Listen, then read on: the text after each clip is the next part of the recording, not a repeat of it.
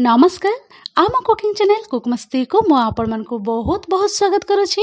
आज मु आपण मन का पाई नै के आसी कलम सागर रेसिपी।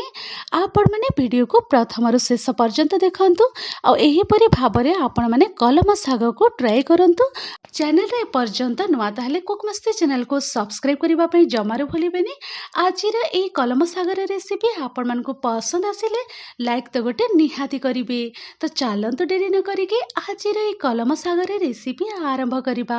तो एठी देखि पारुथिबे मु कलम साग को बहुत भल भाबरे बाछि कि ताको एम्ति खुंटिकी नै कि आसी आपण मन को एठी मु देखै दउछि। एही परि भाबरे आपण माने भी तार आग भाग को खुंटिकी यूज करिवे।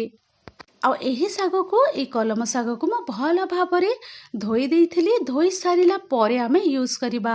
तो चलंतु कलम साग को मु आपण मन को धोई सारिकी देखि देछि। एबे मु साग को काटिकी नै कि आसुछि।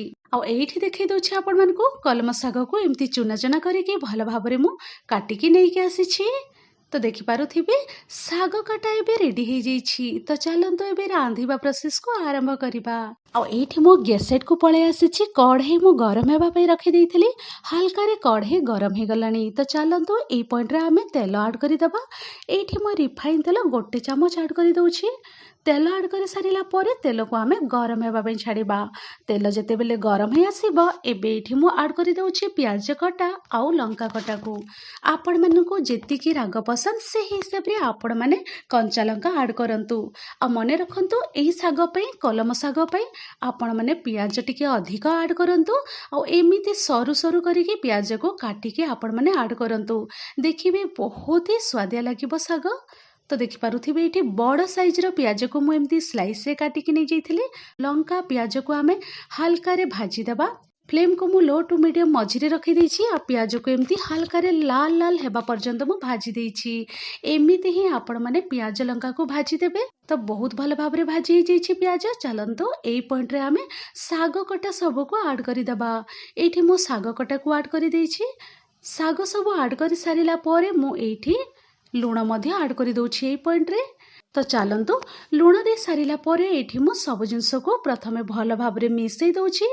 मिसै दे सारिला परे मु लो टू मीडियम मझिरे रखि दउछि फ्लेम को। आ कवर करिके आमे कुक हेबा पई छाडिबा 2 मिनिट पाखा पाखी। कवर खोलिके एठी मु आपण मन को देखि दउछि 2 रु 3 मिनिट पाखा पाखी हे जाइछि। आ साग मध्य हाफ कुक हे जाइछि। एठी देखि पारुथिबे आपण माने साग को आपण माने भी कवर करिके कुक करंतु। साग रो जो पानीटा रिलीज हेबो सेई पानी रे ही सागटा कुक हेले बहुत ही स्वाद लागिबो खाइबा पई। तो चलंतु एबे मु एई पॉइंट रे टमाटो कटा ऐड करि दउछि। मीडियम साइज रो टमाटो को एम्ति स्लाइस रे मु काटिकी नैथिली ताको एठी ऐड करि दउछि।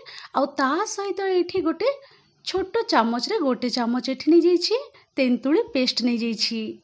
कलम सागरे आपण माने भी तेंतुली आंबुल को आपण माने ऐड करि पारिबे। बहुत ही स्वादिया लागिबो।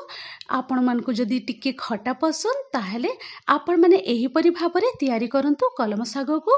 देखिबे बहुत ही टेस्टी लागिबो खाइबा पई। एबे आमे ए सब जिंस को भल भाबरे मिसै देबा।